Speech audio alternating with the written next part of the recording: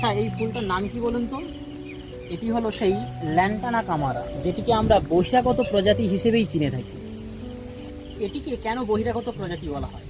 আসলে বন্ধুরা, এর আদি বাসস্থান কিন্তু ভারতবর্ষ নয়, বরং মধ্য ও দক্ষিণ আমেরিকাতেই এর আদি বাসস্থান। 1807 সালে ব্রিটিশরা প্রথম এই গাছটিকে কলিকাতার বোটানিক্যাল গার্ডেনে শোভাবর্ধক গাছ হিসেবেই নিয়ে এসেছিল। কিন্তু দেখুন আজ কিভাবে এই গাছটি আমাদের বিভিন্ন এলাকাতে বনাঞ্চল হয়ে রয়েছে। এই গাছটি দেখুন কিভাবে বন্ধুরা আশেপাশের অন্যান্য গাছগুলোকে ধ্বংস করে দিচ্ছে, যার ফলে আশেপাশের গাছগুলো সঠিকভাবে বাড়তে না পেরে তারা কিন্তু মারা যায়। আর এই গাছের মূলেই থাকে কিন্তু একটি রাসায়নিক পদার্থ, যা মাটিকে দূষিত করে দেয়।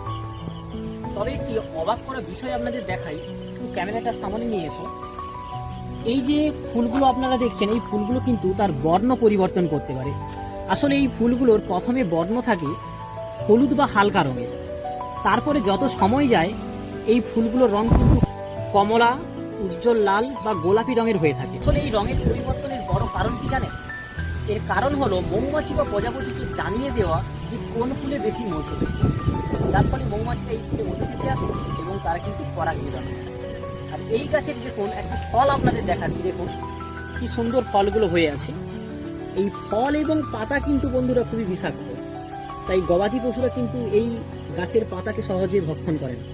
আর যদি তারা এই গাছের পাতা বা ফল খেয়ে নেয়, তাদের কিন্তু লিভারের সমস্যা হয় এবং সেক্ষেত্রে কিন্তু গবাদি পশু মারাও যায়।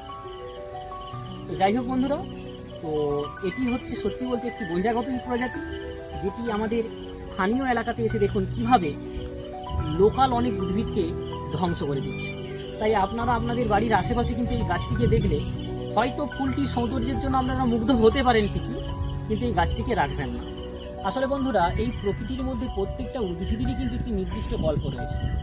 এই ল্যান্টানা কামারা আমাদের শেখায় প্রকৃতির মধ্যে সুন্দর হলেই যে সেটি উপকার হবে তা কিন্তু নয়। তবে বন্ধুরা, আপনারা এই গাছটিকে আপনার এলাকায় কোথায় রেখেছেন সেটা অবশ্যই কমেন্ট বক্সে লিখে জানান। আর যদি ভিডিওটি ভালো লাগে তবে বেশি করে ছড়িয়ে দিন এবং লাইক, কমেন্ট, শেয়ার তো করবেন।